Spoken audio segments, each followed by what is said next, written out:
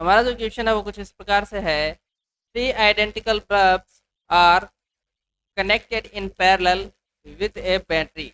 Okay, इसमें बोला गया है कि तीन बल्ब जो है वो पैरेलल जुड़े हुए हैं बैटरी के साथ। तो आप इस प्रकार से देख सकते हैं, ये कोई तीन बल्ब है, ठीक है। इस प्रकार से ये कोई तीन बल्ब है, ये बैटरी के साथ जुड़े हुए हैं पैरेलल में। ओके, यहाँ पे एक बल्ब है, यहाँ पे एक बल्ब है, तो यहाँ पे एक बल्ब है। और बोला गया है कि तीनों आइडेंटिकल बल्ब है, यानी कि एक जैसे बल्ब है तीनों।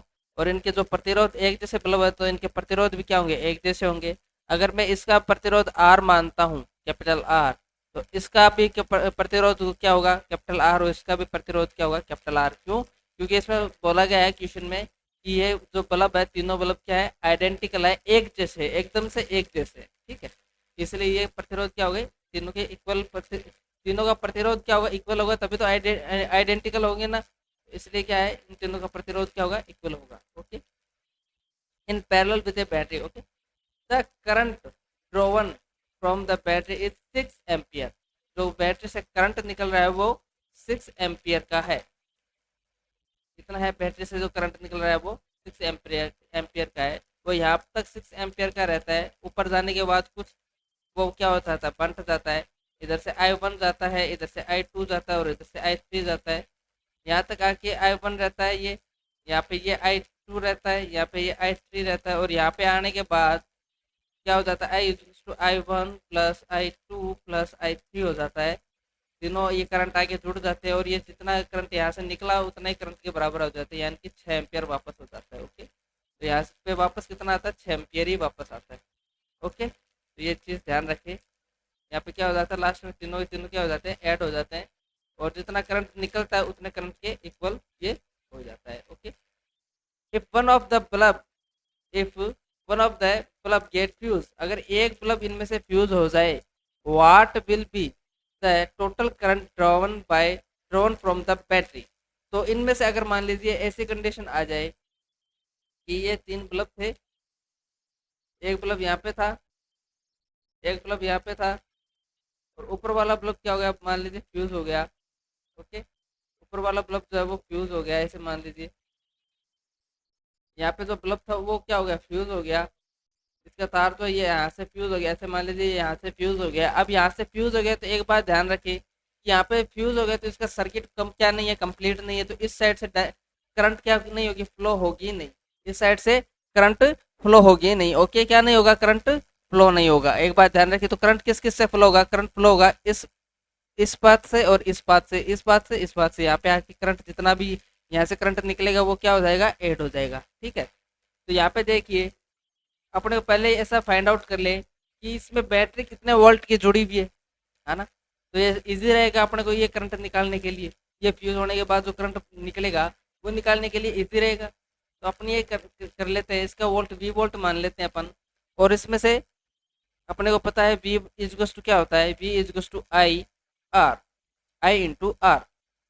ठीक है, इसमें आर देखो कितना जुड़े हुए हैं, तीन आर जुड़े हुए हैं, तीन प्रतिरोध जुड़े हुए हैं, तीनों के तीनों क्या है, पैरेलल में जुड़े हुए हैं। किस में जुड़े हुए हैं, पैरेलल में। तो पैरेलल में इक्विवेलेंट रेजिस्टेंस कैसे निकालते हैं, ये आर इक्विवेलेंट होता है। ओके, तो इक्विवेलेंट कैसे निकालते हैं, तो 1/r equivalent is equal to 1/r1 plus 1/r2 plus 1/r3, है ना।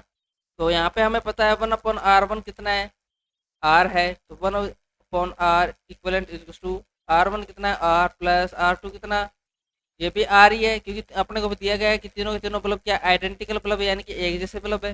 प्लस 1/r3, ये भी क्या आर है होगा। ठीक है, तो 1/r इज टू क्या आ जाएगा फिर, 1/r इज टू कितना आ जाएगा, आर कॉमन आ जाएगा, plus 1 plus 1 plus 1। Okay, 1/r equivalent is to कितना आ जाएगा, 1/r इक्वलेंट इज कितना आ जाएगा, 3/r। तो आर इक्विवेलेंट इज टू कितना आ जाएगा, r/3, यानी कि आर इक्विवेलेंट कितना है, r/3, कितना है, r/3। इस कंडीशन में कितना है, r/3 है। तो V इज इक्वल टू कितना हो जाएगा, V इज इक्वल टू आई कितना दिया गया यहाँ पे 6 एम्पियर का, इंटू रेजिस्टेंस कितना दे दिया R/3, कितना दे दिया R/3। तो देखो 3 से ये देखो 6 कट रह गया, कितनी बार, 2 बार। तो V इज इक्वल टू कितना आ जाएगा R, कितना आ गया वोल्टेज 2R। अपने पास वोल्टेज कितना आ गया 2R, यहाँ पे वोल्टेज कितना हो गया 2R। तो इसका मतलब ये यहाँ से ये 2R का वोल्टेज है। तो यहाँ पे देखो पैरेलल में हमेशा आपको पता है, समांतर क्रम में हमेशा पता है आपको कि जो वोल्टेज ड्रॉप होता है वो क्या होता है, इक्वली होता है। क्या होता है, इक्वली। यहाँ पे भी 2R ड्रॉप होगा, यहाँ पर भी 2R ड्रॉप होगा, यहाँ पर भी 2R ड्रॉप होगा, यहाँ पर भी 2R, है ना। ये जो वोल्टेज होता है वो दो सिरों के बीच का निकाला जाता है। ओके, तो यहाँ पे भी 2R होगा, इस पे भी 2R होगा, इस पे भी 2R होगा। क्यों, क्योंकि हमें पता है कि पैरेलल यानी कि समांतर क्रम में, समांतर क्रम में, समांतर क्रम में क्या होता है, करंट का डिवीजन होता है, करंट का डिवीजन होता है। और जो वोल्टेज जो होता है, वोल्टेज भी इक्वल रहता है, हर जगह इक्वली ड्रॉप होता है समांतर क्रम में। अब हमें क्या दिया गया है, अब हमें पता चल गया वी एच कितना है 2R है, यानी कि वोल्टेज जो है कितना ड्रॉप हो रहा है 2R के इक्वल ड्रॉप हो रहा है।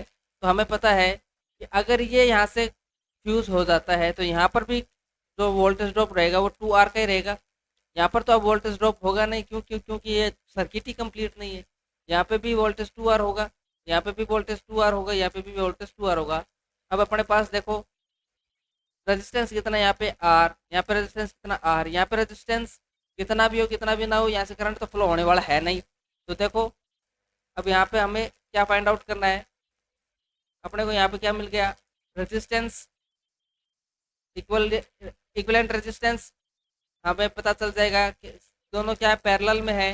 तो देखो 1/R1 प्लस 1/R2, ठीक है। ये अपने को इक्विवेलेंट रेजिस्टेंस पता चल गया। बी हमें पता चल गया, फाइंड आउट क्या करना है, आई फाइंड आउट करना है। इस कंडीशन में क्या करना है, आई फाइंड आउट करना है। तो देखो आर इक्विवेलेंट निकाल ले पहले। तो आर इक्विवेलेंट क्या होगा, क्या होगा 1/R। R1 का वैल्यू कितना है, R1 का वैल्यू कितना है, यहाँ पे R है, प्लस 1/R2, R2 का वैल्यू भी कितना है, R है। तो दोनों का आर इक्विवेलेंट रेजिस्टेंस इक्विवेलेंट कितना आ जाएगा, 1 + 1 डिवाइडेड बाई, देखो दोनों को क्या लिया हमने, कॉमन लिया, क्या लिया, कॉमन लिया, और ये वैल्यू हमने निकाली। ठीक है, आर इक्वलेंट इज टू, यहाँ पे एलसीएम दिया गया है। ठीक है, क्या लिया गया है, एलसीएम। ठीक है, तो ये होगा 1/R इक्वलेंट होगा 1/R equivalent, 1/R equivalent is to 1/R equivalent is to 2/R। R equivalent is to क्या आ जाएगा, R/2। अब अपने को पता चल गया क्या, बी इज टू क्या होगा, आई आर होता है। बी का वैल्यू कितना है 2R, आई का वैल्यू अपने को फाइंड आउट करना है, आर का वैल्यू कितना है R/2, आर का वैल्यू कितना है R/2। देखो आई का वैल्यू फाइंड आउट करना है, तो अपने इस पूरे टर्म को, इतने इतने टर्म को इस साइड भेज दें। तो 2R इंटू, देखो इस साइड भेजेंगे तो दो ऊपर आ जाएगा, आर नीचे चला जाएगा, इज टू आई, क्या होगा आर से आर कैंसिल, और 2 से 2 मल्टीप्लाई हो जाएगा, तो क्या आ जाएगा आई इज टू 4 एम्पियर। ये आपके क्वेश्चन का आंसर। तो जो अगर इसमें एक बल्ब फ्यूज हो जाएगा तो इन दोनों में से करंट कितना फ्लो होगा, यहाँ से कितना करंट निकलेगा, 4 एम्पियर का करंट निकलेगा। कितना निकलेगा, 4 एम्पियर का। इधर से भी 4 एम्पियर, यहाँ तक 4 एम्पियर जाएगा, यहाँ पे जाने के बाद कुछ इधर से करंट जाएगा, थोड़ा इधर से करंट जाएगा, यहाँ पर आने के बाद फिर से ये 4 एम्पियर का हो जाएगा। तो आप ध्यान रखें कि पहले इन सबका इक्विवेलेंट रेजिस्टेंस निकाल लें, उसके बाद यहाँ पे V बराबर आई आर करके क्या निकाल लें, वोल्टेज निकाल लें। उसके बाद क्या करें, वोल्टेज निकालने के बाद ये वोल्टेज यहाँ पे अप्लाई करते हैं, क्योंकि बैटरी थोड़ा ना बदल रहा है, बैटरी तो उसी वोल्ट की रहेगी ना। तो ये वोल्टेज यहाँ पे अप्लाई करेंगे। तो यहाँ पे हमें पता है कि पैरेलल क्रम में क्या होता है, वोल्टेज ड्रॉप जो होता है वो इक्वल ड्रॉप होता है।